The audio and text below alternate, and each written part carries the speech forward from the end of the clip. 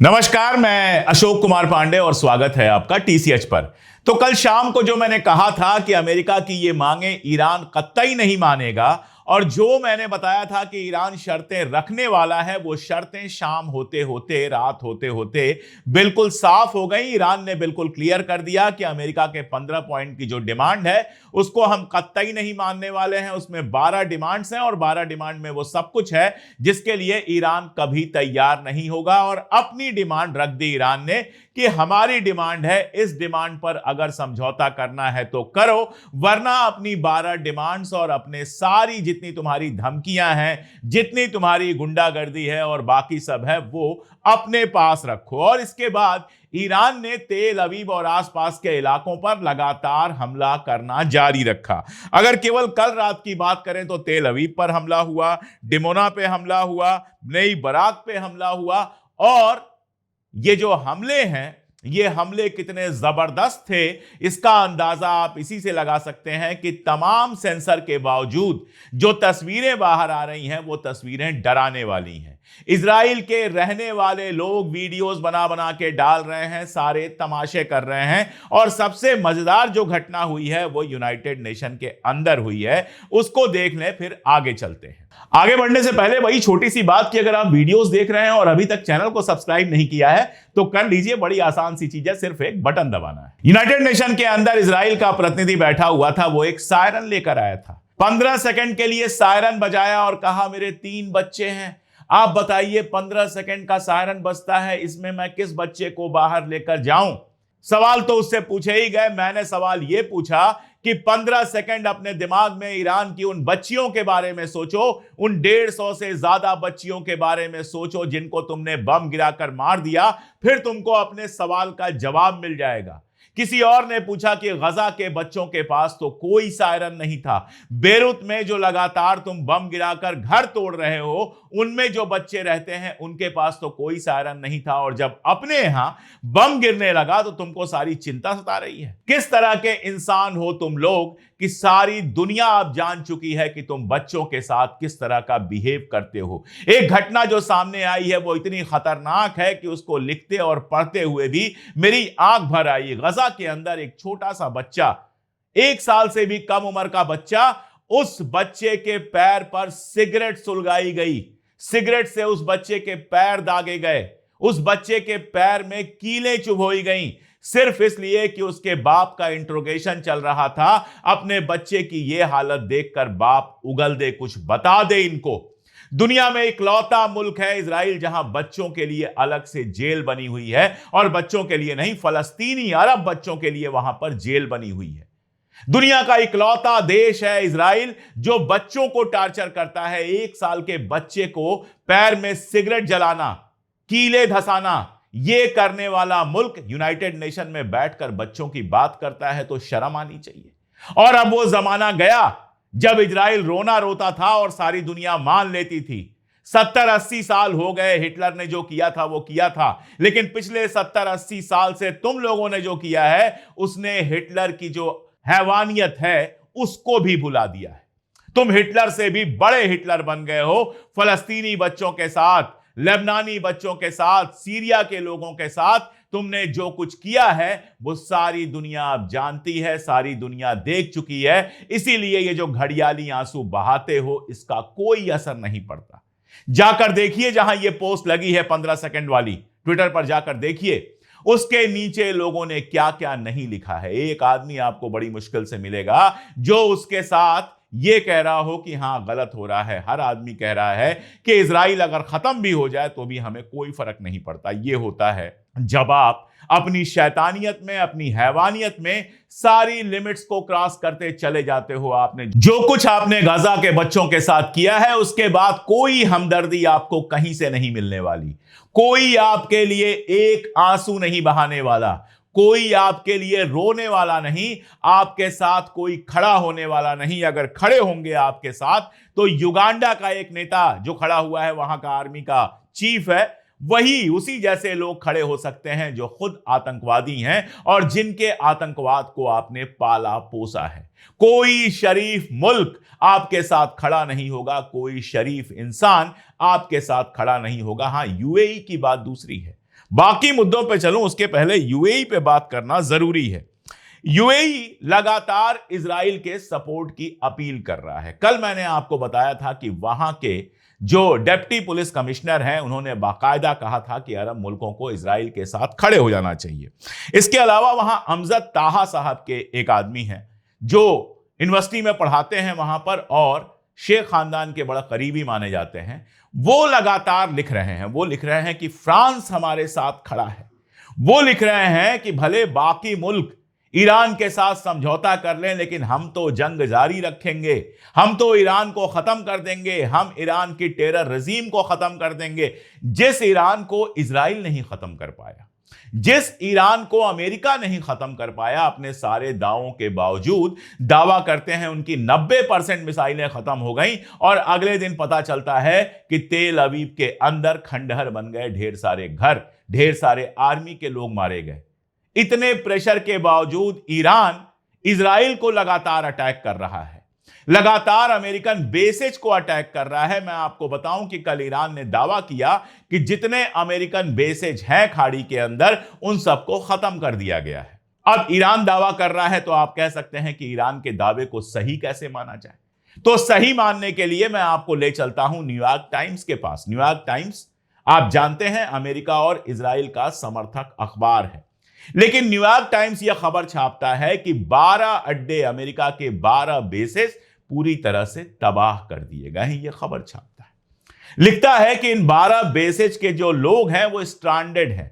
तकरीबन 40,000 अमेरिकी सैनिक पहले से मिडिल ईस्ट के अंदर हैं और कहा यह जा रहा है कि इनमें से ज्यादातर या तो होटलों में रह रहे हैं या दूसरी जगहों पर रह रहे हैं। और इससे आपको समझ में आता है कि ईरान होटलों पर अटैक क्यों कर रहा है। जो ईरान का प्रवक्ता था वहां पर जो कह रहे थे, उन्होंने ये कहा कि अरब के जो नागरिक हैं वो हमें बताएं, इंफॉर्मेशन दें कि किन होटलों में अमेरिका के सैनिक ठहरे हुए हैं ताकि हम वहां पे अटैक कर सकें। और यकीन जानिए ये शेख लोग, शेख के करीबी लोग कुछ भी बोल रहे हों, लेकिन मुझे पूरा यकीन है कि अरब की जनता ही इंफॉर्मेशन दे रही है जिसकी वजह से अमेरिका के सैनिक होटलों में मारे जा रहे हैं। बहरीन, यूएई, ये दो मुल्क हैं जो पूरी तरह से इजराइल के साथ खड़े हैं। नक्शे पे बहरीन को देखेंगे तो समझ में आएगा कि क्यों शाह के जमाने में बहरीन को ईरान से छीन लिया गया था, या यूं कहिए कि शाह के जमाने में बहरीन को गिफ्ट कर दिया गया था अमेरिका को। जी, आपको अगर नहीं पता है तो यह जानिए कि उसके पहले बहरीन ईरान का ही हिस्सा था। शाह के जमाने में बहरीन को अलग किया गया और नक्शा देखते हैं आप, तब समझ में आता है कि वहां 5th फ्लीट किसके लिए लगी थी, ईरान के लिए लगी थी। उसका इस्तेमाल किया गया ईरान के ऊपर हमेशा नजर बनाए रखने के लिए, जासूसी करने के लिए और जरूरत पड़ने पर हमला करने के लिए। इसीलिए इस पूरी जंग में सबसे ज्यादा कहीं हमला हुआ है तो बहरीन पर हुआ है। अब यूएई की बात कीजिए, धमकी दे रहे हैं ईरान से लड़ने की और कह रहे हैं फ्रांस हमारे साथ है। फ्रांस का कोई मिनिस्टर इनके यहां आया होगा और बोले कोई अरब मुल्क का मिनिस्टर हमारे पास नहीं आया, सिर्फ फ्रांस का मिनिस्टर आया। लिख के मुझसे ले लीजिए, आप जितनी बड़ी जगह पर बैठे हैं, आप लोगों के एप्स्टीन से बड़े अच्छे रिश्ते हैं, अमेरिका से बड़े अच्छे रिश्ते हैं, दुनिया भर के रिश्ते हैं। मैं तो मामूली कलम घसीट हूं, मैं तो मामूली खबर नवीस हूं, लेकिन मुझसे लिख के ले लीजिए कि फ्रांस आपके लिए अपनी कोई आर्मी नहीं भेजने वाला। यूरोप के कोई भी मुल्क आपके लिए कोई आर्मी नहीं भेजने वाले।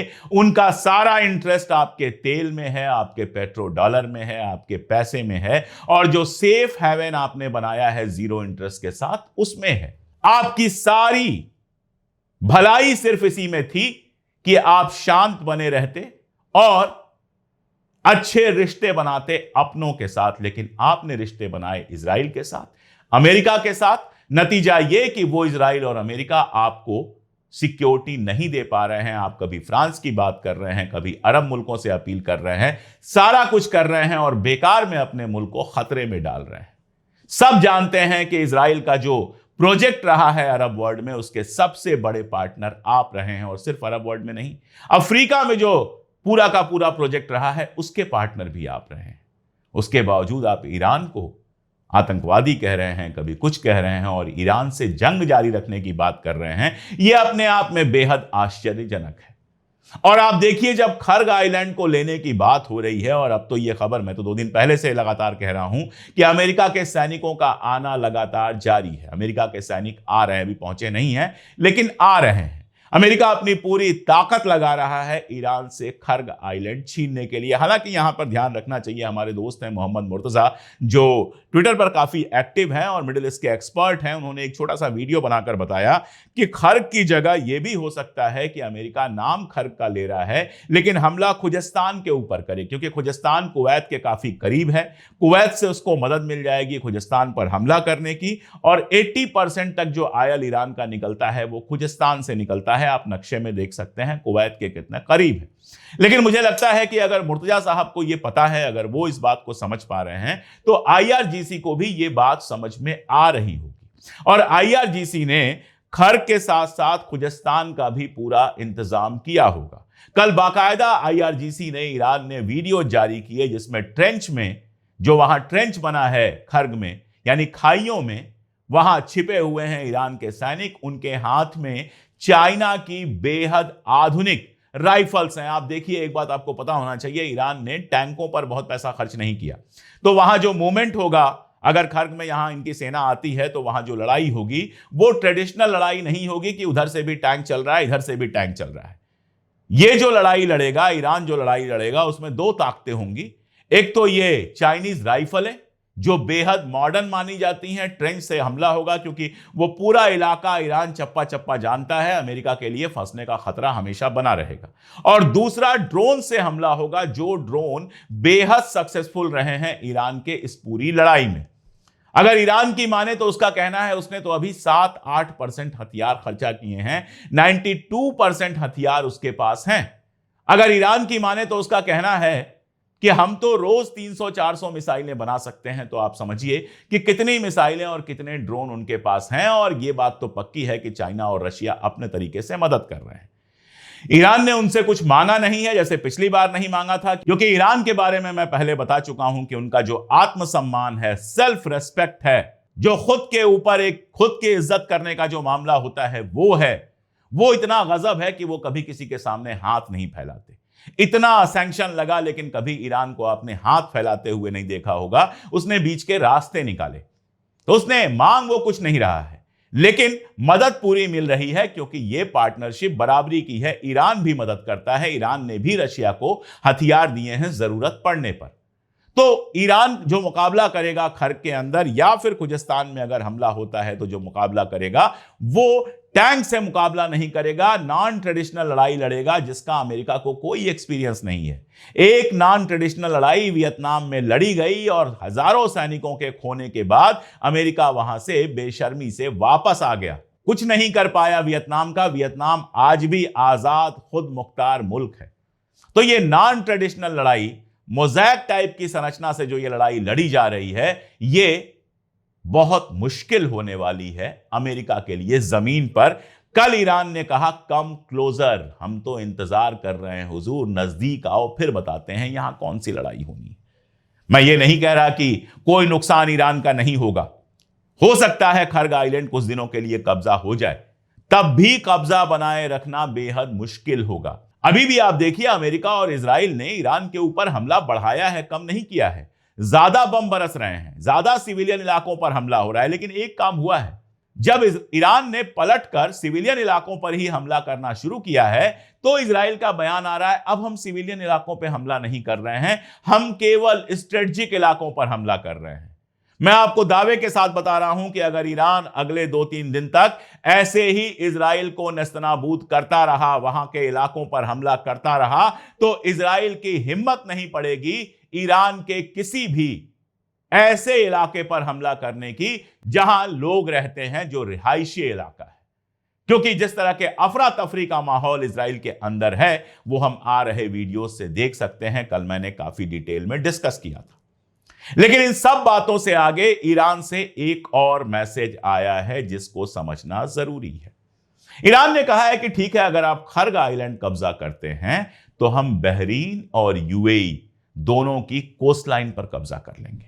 अब फिर से एक बार नक्शा देखिए आप, स्ट्रेट ऑफ होर्मुज को देखिए, उससे लगे हुए बहरीन को देखिए और उससे लगे हुई यूएई की कोस्ट लाइन को देखिए, जहां हमारी एक पत्रकार पहुंच गई थी और कह रही थी कि स्ट्रेट ऑफ होर्मुज के मैं बिल्कुल करीब पहुंच गई हूं। वो यूएई की कोस्ट लाइन है। तो यूएई की कोस्ट लाइन को आप देखिए, बहरीन की कोस्ट लाइन को देखिए। इनको कब्जा करना ईरान के लिए कोई खास मुश्किल काम नहीं है और यूएई के पास जितनी आर्मी है वो इसका कोई बहुत मुकाबला कर पाएगी, इसकी उम्मीद भी नहीं है। और अगर बहरीन और यूएई की कोस्टलाइन पर ईरान ने कब्जा कर लिया तो अमेरिका के लिए ज्यादा बड़ी चुनौती होगी इस कब्जे को हटाना।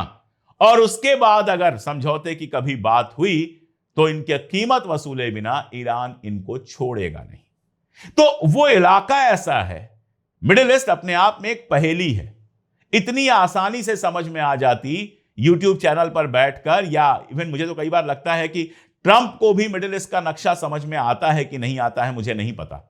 वो जिस तरह का मैग्लोमेनिक है और जिस तरह के डिसऑर्डर्स का शिकार लगता है, दिमागी तवाजुन उसका गड़बड़ लगता है। और ये मैं नहीं कह रहा हूं, ये ढेर सारे अमेरिकन साइकोलॉजिस्ट कहते हैं कि झूठ बोलना, कही हुई बात भूल जाना, सेंटेंस पूरा नहीं करना, ये सब इस बात का लक्षण है कि वो किसी बड़े साइकोलॉजिकल प्रॉब्लम से चल रहा है। और मैग्लोमैनिक है, ये तो बताने की जरूरत ही नहीं, जो हर चीज में कहता है कि मुझसे बेहतर ये चीज कोई नहीं जानता, वो मैग्लोमैनिक नहीं है तो और क्या हो सकता है। तो ये जो हालात हैं उसमें खर्ग आइलैंड या फिर हो सकता है जैसा मैंने कहा खुजिस्तान, अगर इन पर अमेरिका कब्जा करने की कोशिश करता है तो मैं फिर कह रहा हूं कि एक बारगी कब्जा कर सकता है। लेकिन पहला तो कब्जा बनाए रखना बहुत मुश्किल काम है, पहले तो वहां पहुंचना बहुत मुश्किल काम है, आपको पूरे स्ट्रेट ऑफ होर्मुज से जाना पड़ेगा। इसीलिए कहा गया पैराट्रूपर्स आ रहे हैं, तो आसमान से उतरने की बात हो रही है। तो चलो पहुंच गए, चलो कब्जा कर लिया, उसके बाद भी उस कब्जे को बनाए रखना आसान काम नहीं होगा। इस बात को बहुत कायदे से समझ लेना चाहिए। दूसरी बात कि अगर वहां कब्जा हुआ तो बहरीन और यूएई की कोस्ट लाइन पर ईरान कब्जा कर सकता है और यह फिर मुश्किल पैदा करेगा। और तीसरी और सबसे बड़ी बात, और जो बात हम लोग लगातार कह रहे थे, आज वो जेरूसलम पोस्ट ने कहा है। जेरूसलम पोस्ट का जिक्र मैं बार बार इसलिए करता हूं कि ये पूरी तरह से इजराइल का एक ऐसा अखबार है जो सरकार के लिए काम करता है, जो पूरी तरह से आप समझ लीजिए गोदी मीडिया है इजराइल का। वैसे इसके इतिहास में आप जाएंगे तो बहुत मजेदार इसका इतिहास है। फलस्तीन के समय, इसको जब फलस्तीन वहां हुआ करता था उस समय यह अखबार बना था। एक समय फलस्तीन की आवाज होता था, लेकिन अब वो पूरी तरह से आप कह सकते हैं ज़ायनिज्म की आवाज है। वो क्या लिखता है? वो लिखता है कि 1/3 थार्ड मिसाइल जो हैं, थार्ड जो एयर डिफेंस सिस्टम है अमेरिका ने दिया है इजराइल को, उसका कहना है कि 1/3 ऑलरेडी खत्म हो चुका है और जितना खत्म हुआ है उसको दोबारा बनाने भर में 8 साल और लगेंगे। जरा मैं इसके बारे में आपको समझाता हूं, बाकी बातें आगे कर लेंगे। आप अगर देखिए तो पहले 4 दिन में जो रिकॉर्ड आया उसके हिसाब से 943 पैट्रियट मिसाइल्स और 98 थार्ड मिसाइल्स खर्च हुई हैं। ये केवल पहले 4 दिन की बात कर रहा हूं। आज हम जंग के 15वें दिन में हैं, चूंकि रिकॉर्ड 4 दिन का है इसलिए उसकी मैं बात कर रहा हूं। अब आप देखिए, माना यह जाता है कि कुल मिला जुलाकर 1600 से 2000 मिसाइल्स वहां पर हैं, जिनमें से 943 पहले 4 दिन में खर्च हो चुकी हैं। यानी आज अगर देखेंगे तो शायद उनके पास 100, 150, 200 मिसाइल्स बची होंगी, इससे ज्यादा मिसाइल नहीं।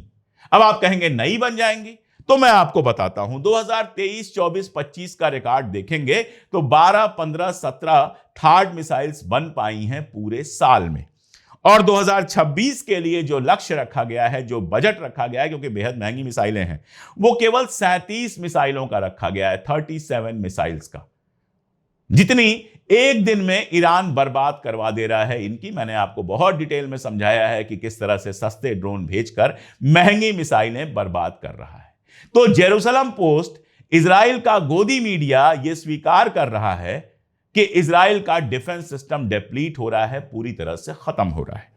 अब आप यह देख लीजिए कि डिफेंस सिस्टम था तब तो डिमोना, चाहे बेनी बराक हो, चाहे सेंट्रल इजराइल हो, इन सारी जगहों पर सीधे मिसाइलें जाकर लग रही थी ईरान की।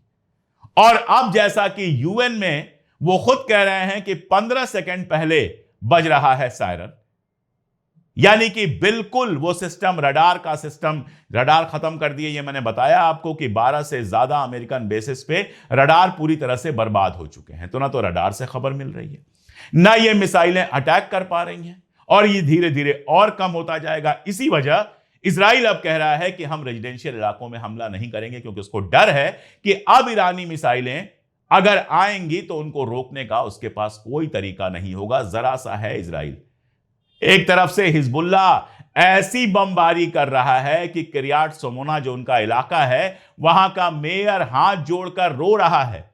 आप देखिए, एक तरफ times of Israel, Jerusalem post ये कह रहे हैं कि हमला हुआ, हिजबुल्लाह ने हमला किया लेकिन कोई असर नहीं हुआ, और दूसरी तरफ उस इलाके का मेयर हाथ जोड़कर रो रहा है, कह रहा है अगर 10 दिन तक ऐसा ही चला तो शायद 10 लोग भी उस इलाके में नहीं बचे।